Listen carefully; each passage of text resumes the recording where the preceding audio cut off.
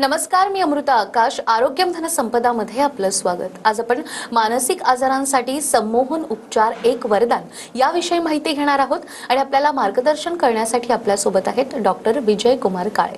Doctor, कार्यक्रमात आपलं स्वागत. नमस्कार. विषयाला आपण सुरुवात करणार आहोत त्याआधी आपण डॉक्टरांची ओळख करून घेऊयात. डॉक्टर विजय कुमार काळे हे सुप्रसिद्ध संमोहन तज्ज्ञ असून गेली 16 वर्षांपासून ते संमोहन क्षेत्रामध्ये कार्यरत आहेत.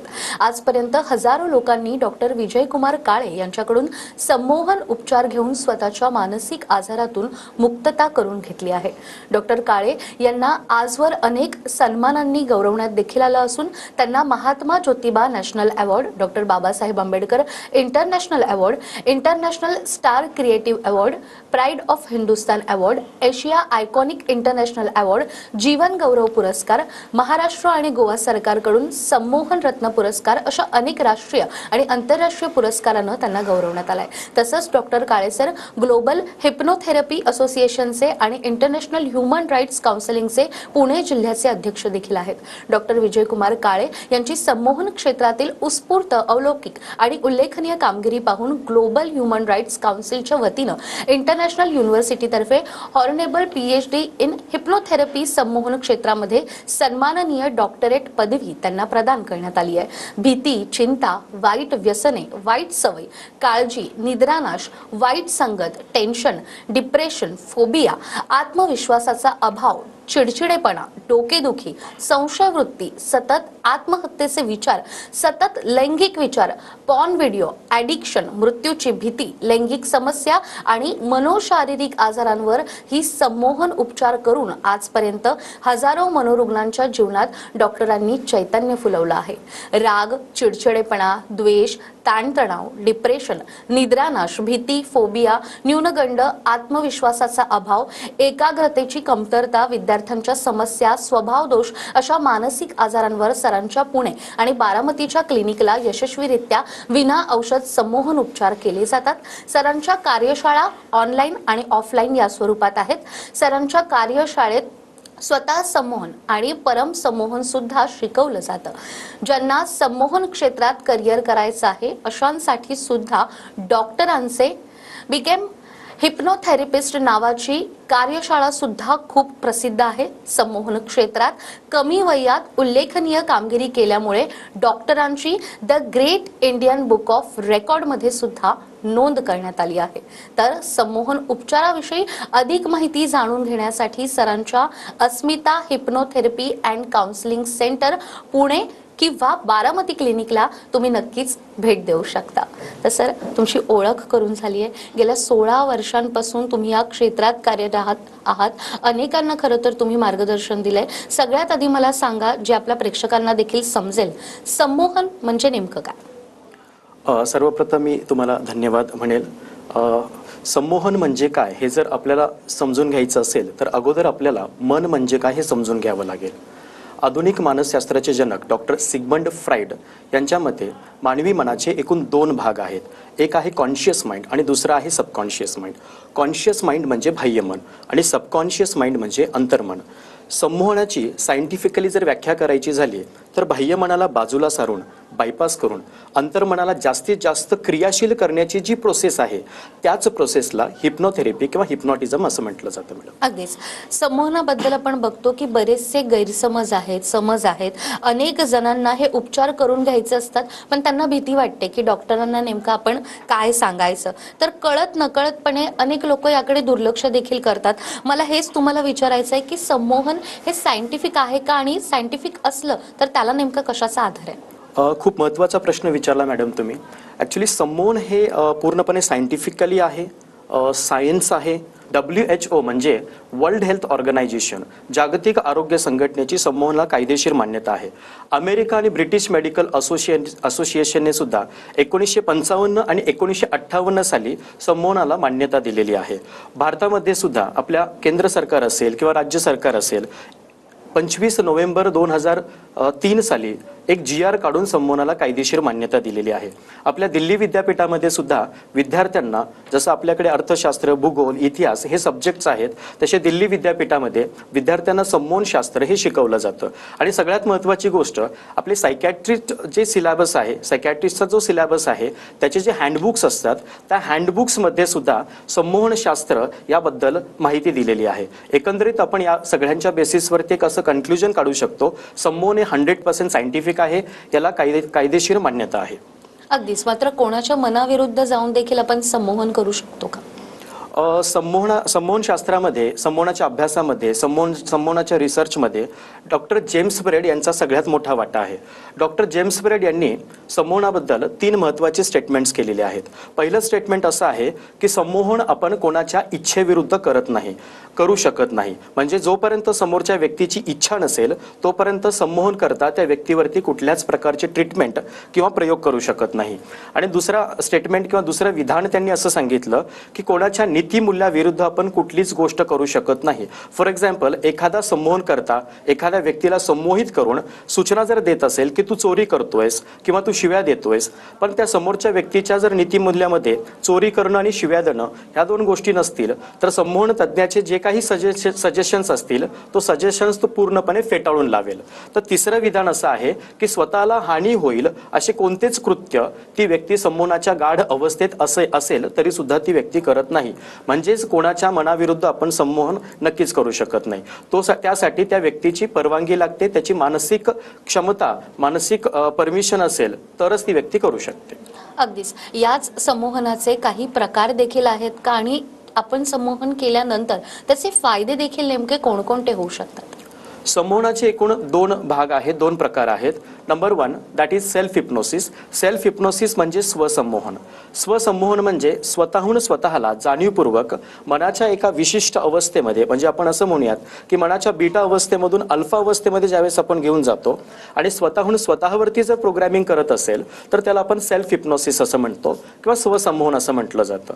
आणि दुसरा प्रकार जो आहे तो मॅडम, दुसरा आहे हेट्रो हिप्नोसिस. हेट्रो हिप्नोसिस म्हणजे परमसंमोहन. परमसंमोहन म्हणजे एक्स व्यक्तीने वाय व्यक्तीवरती केलेला प्रयोग. परमसंमोहनच ट्रीटमेंटमध्ये वापरलं जातं. अगदीच. जसं तुम्ही सांगितलं की संमोहनाचे नेमके प्रकार काय आहेत आणि ते केल्यानंतर नेमकं काय होतं, मात्र ज्यांना हे उपचार करायचे त्यांच्या मनात असाही प्रश्न असेल की मग हे उपचार वैयक्तिक होतात की ग्रुपमध्ये होतात?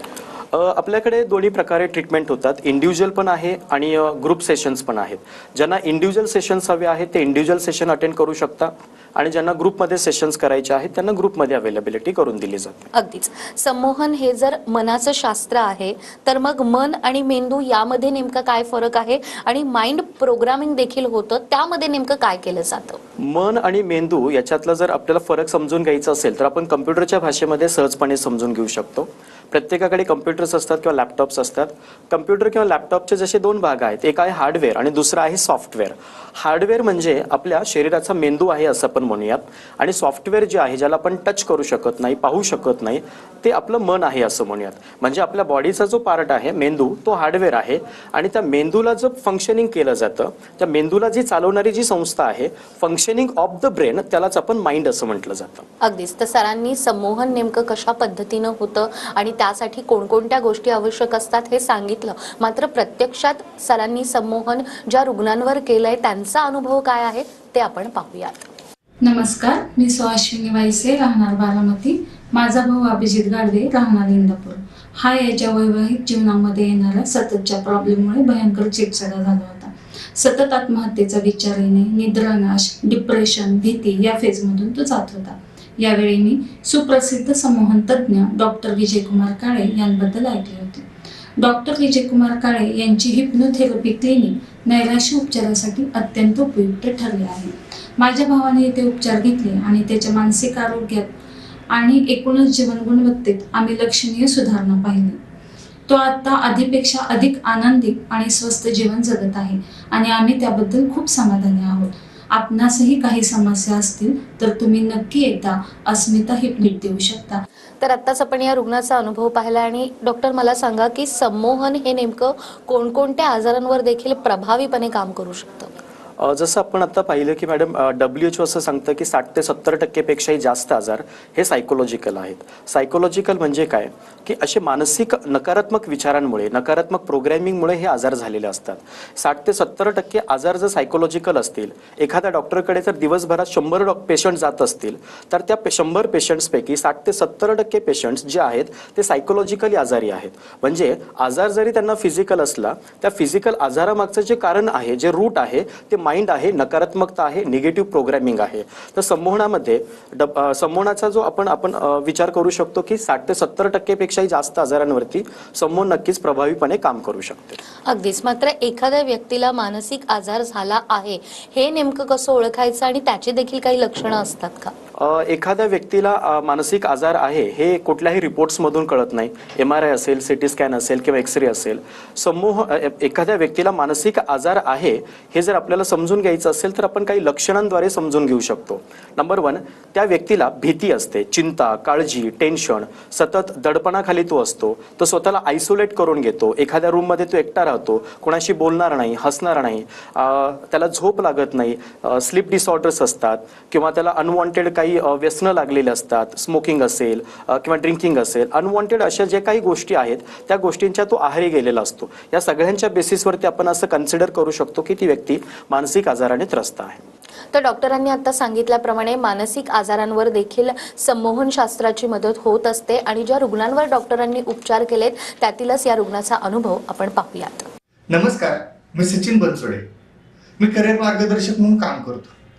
गेल्या वर्षभरापर्यंत माझ्या मुलाला केलेला अभ्यास लक्षात राहत नव्हता, अभ्यासात लक्ष लागत नव्हतं, सतत मोबाईलचा वापर करायचा आणि TV पाहायचा.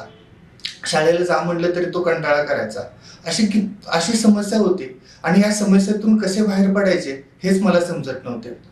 त्यानंतर फेसबुकला मी डॉक्टर काळे सरांची जाहिरात पाहिली. जाहिरात पाहिल्यानंतर मी सरांना भेटण्याचा निर्णय घेतला. भेटल्यानंतर सरांनी 2 दिवसाची कार्यशाळा माझ्या मुलाला जॉईन करण्याचा सल्ला दिला. माझ्या मुलाने 2 दिवसाची कार्यशाळा जॉईन केली आणि कार्यशाळा जॉईन केल्यानंतर अचानकच त्याच्या स्वभावात, वागण्यात खूपच चांगला बदल दिसायला सुरुवात झाली. त्यानंतर आम्ही त्यांचा कोर्स पूर्णपणे अटेंड केला. आज माझा मुलगा खूप वेळ अभ्यास करतो, चांगलं त्याच्यावर लक्षात राहतं आणि तुम्हाला सांगायला आनंद वाटतो की त्याला ह्या वर्षी 90% जास्त मार्क्स मिळाले. मम्मी पप्पा म्हणून आम्ही दोघेही खूप हॅप्पी आहोत आणि ह्यामध्ये सर्वस्वी योगदान अस्मिता हिप्नोथेरपी क्लिनिकचे असून विजय सरांचे मी खूप खूप आभार व्यक्त करतो. तर आत्ताच आपण या रुग्णाचा अनुभव पाहिलाय आणि संमोहन शास्त्राबद्दल, या उपचारांबद्दल जर तुम्हाला अधिक माहिती हवी असेल तर स्क्रीनवर तुम्हाला नंबर दिसतोय. या नंबरवर संपर्क साधून तुम्ही डॉक्टरांकडून वेळीच योग्य मार्गदर्शन घेऊ शकता. तर संमोहनाबद्दल आपण डॉक्टरांकडून आणखीनही जाणून घेणार आहोत एका छोट्याशा ब्रेकनंतर.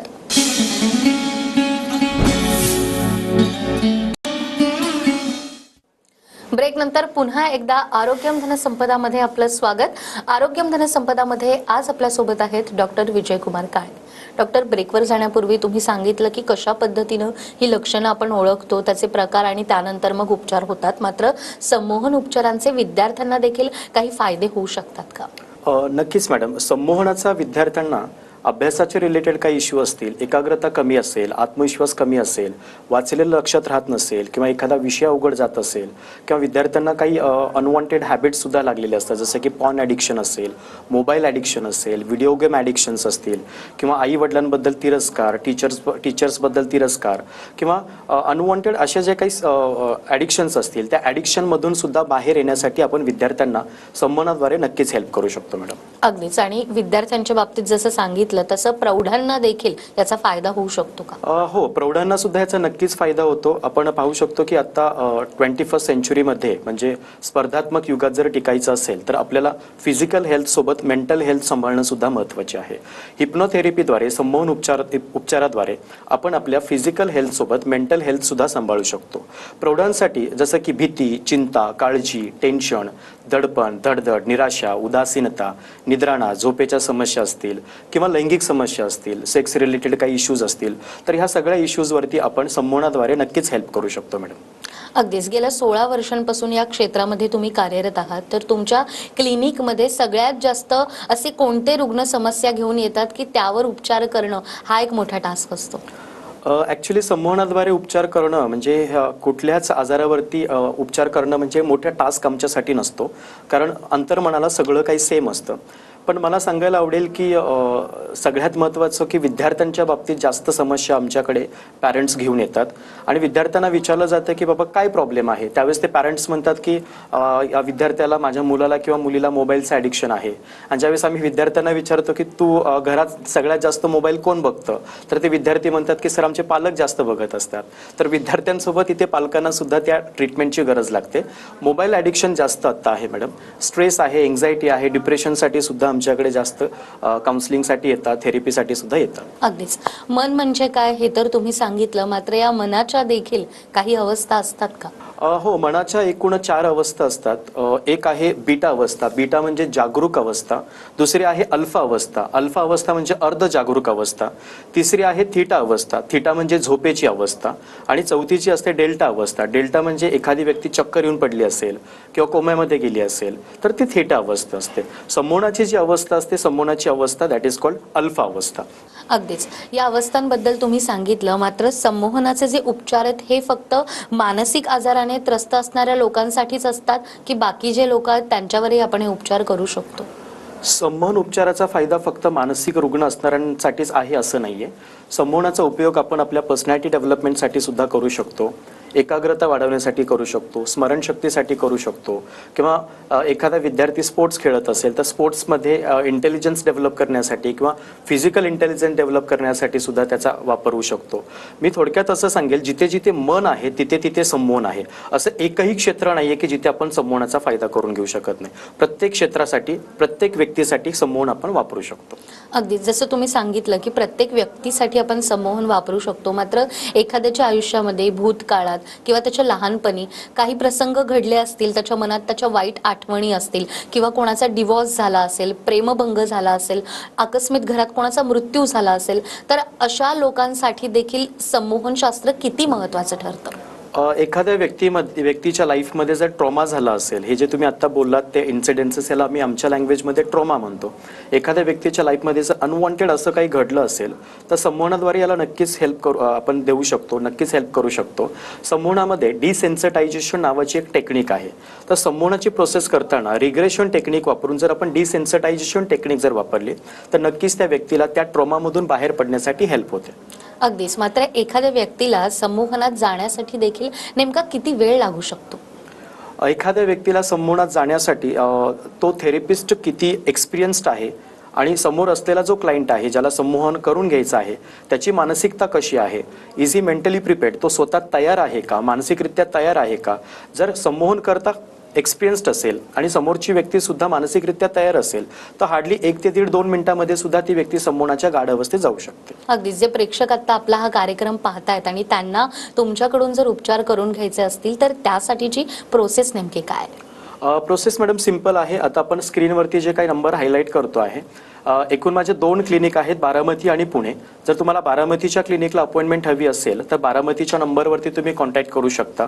जर पुण्याच्या क्लिनिकला अपॉइंटमेंट हवी असेल तर तुम्ही पुण्याच्या नंबरवरती फोन करून तुम्ही अपॉइंटमेंट घेऊ शकता. ज्यावेळेस तुम्ही कॉल करता तो कॉल आमच्या कॉल सेंटर डिपार्टमेंटला जातो आणि तिथे कॉल गेल्यानंतर तुमचा जो पर्सनल नंबर आहे, व्हॉट्सॲप नंबर जो आहे, तर व्हॉट्सॲप नंबरवरती तुम्हाला पूर्ण माहिती पाठवली जाते. त्यानंतर तुमची एक अपॉइंटमेंट शेड्यूल केलं जातं. त्या अपॉइंटमेंट शेड्यूल केल्यानंतर ज्यावेळेस तुम्ही क्लिनिकला येता तिथे तुम्हाला 30 ते 40 मिनिटाची काउन्सिलिंग केली जाते आणि त्या काउन्सिलिंगच्या बेसिसवरती तुम्हाला कुठले उपचार द्यायचे आहेत, उपचाराची पद्धती कोणकोणत्या असतील, किती वेळ लागणार आहे आणि त्यानंतरच्या जे काही प्रोसेसेस असतील ते तुम्हाला तिथे क्लिनिकला सगळी माहिती प्रॉपरली दिली जाते. अगदीच. क्लिनिकबद्दल तुम्ही सांगितलं की कशा पद्धतीनं प्रेक्षक रुग्ण आपल्याकडे येऊ शकतात. मला आणखीन एक गोष्ट जाणून घ्यायची आहे की एखादी व्यक्ती संमोहनाच्या किंवा मनाच्या गाढ अवस्थेमध्ये गेली आणि त्यातून ती बाहेरच आली नाही, असं कधी तुमच्या बाबतीत झालंय का? असं कधीच होत नाही. ॲक्च्युली एखादा व्यक्ती जर संमोहनाच्या अवस्थेत असेल तर म्हणजेच तो मनाच्या अल्फा अवस्थेमध्ये असतो. जास्तीत जास्त काय होणार आहे, ती व्यक्ती जर डीप अवस्थेमध्ये गेली तर तो कदाचित पुढच्या स्टेजमध्ये, पुढच्या स्टेपमध्ये म्हणजे तो झोपेच्या अवस्थेत जाऊ शकतो. आणि जर त्याची नॅचरल स्लीप जर कंप्लीट झाली तो पुन्हा जागे अवस्थेत येतो, म्हणजेच बीटा अवस्थेमध्ये येतो. याचाच अर्थ असा आपण इथे घेऊ शकतो की एखादी व्यक्ती संमोहनात गेली आणि परत कधीच त्या अवस्थेतून बाहेर आलेली नाहीये, असं संमोहनाच्या इतिहासात कधीच झालेलं नाहीये मॅडम. अगदीच. संमोहनाचे जे उपचार आहेत आणि जे इतर उपचार आहेत, या उपचार पद्धतीमध्ये देखील तुम्हाला काही फरक जाणवतो का? नक्कीच फरक आहे. संमोहन उपचार हे कम्प्लिटली ड्रगलेस थेरपी आहे. ड्रगलेस थेरपी याचा अर्थ या संमोहन उपचारामध्ये कुठल्याही प्रकारच्या गोळ्या औषधं दिल्या जात नाहीत. आणि दुसरे जे ट्रीटमेंट्स असतात त्या ट्रीटमेंटमध्ये मेडिसिन्स, गोळ्या औषधं दिल्या जातात आणि नंतर काही दिवसानंतर, काही महिन्यानंतर, काही वर्षानंतर त्या पेशंटला, त्या रुग्णाला त्या मेडिसिन्सवरती कायमस्वरूपी डिपेंड राहावं लागतं. परंतु संमोहनाच्या बाबतीत असं नाहीये. उलट औषधं, गोळ्या औषधं किंवा औषधोपचार जे काही चालू आहेत ते औषधोपचार सोडवण्यासाठी बरेच जण संमोहनाचा सुद्धा सहारा घेतात, मदत घेतात. अगदीच. एखादा व्यक्ती हा संमोहनाच्या अवस्थेमध्ये गेलाय हे नेमकं आपण कसं ओळखू शकतो? एखादी व्यक्ती संमोहनाच्या अवस्थेत गेला हे ओळखण्यासाठी संमोहन हिप्नोथेरपीमध्ये काही टेस्ट असतात. आम्ही समोरच्या व्यक्तीला सूचना देतो की बाबा तुझे दोन्ही हात जवळ येत आहेत, तुझे दोन्ही हात चिटकत आहेत, मी 1 2 3 म्हणताच तुझे दोन्ही हात चिटकतील. किंवा अजून वेगवेगळ्या टेक्निक्स आहेत, जसे की तुझे दोन्ही पापण्या चिटकत चाललेले आहेत, डोळे चिटकत चाललेले आहेत, मी 1 2 3 म्हणताच तुझे डोळे चिटकतील, परंतु तुझे डोळे उघडणार नाही. अशा वेगवेगळ्या आम्ही सूचना देतो आणि त्या सूचनांना जर ती व्यक्ती व्यवस्थित रिस्पॉन्ड करत असेल तर आम्ही असं कन्सिडर करतो की समोरची व्यक्ती संमोहनाच्या अगदी डीप अवस्थेमध्ये आहे. अगदीच. तर सरांनी सांगितल्याप्रमाणे वेगवेगळ्या समस्या, ज्यामध्ये मानसिक समस्या असतील, लैंगिक समस्या असतील किंवा शारीरिक आजार असतील, या सगळ्यावर संमोहन शास्त्राच्या मदतीनं उपचार होऊ शकतात. आणि या उपचारांबद्दल जर तुम्हाला अधिक माहिती हवी असेल तर स्क्रीनवर तुम्हाला नंबर दिसतोय, या नंबरवर संपर्क साधून तुम्ही डॉक्टरांकडून या उपचारांबद्दल अधिक माहिती घेऊ शकता. डॉक्टर, आज तुम्ही ते आलात आणि या संपूर्ण उपचारांबद्दल, या टेक्निक्सबद्दल आम्हाला इतकी महत्त्वाची माहिती दिली. तुमचे खूप खूप आभार. धन्यवाद. त्याचबरोबर आरोग्यम धन संपदामध्ये वेळ झाली आहे इथेच थांबण्याची. पुन्हा भेटूया अशाच एका नव्या विषयासह. तोपर्यंत नमस्कार.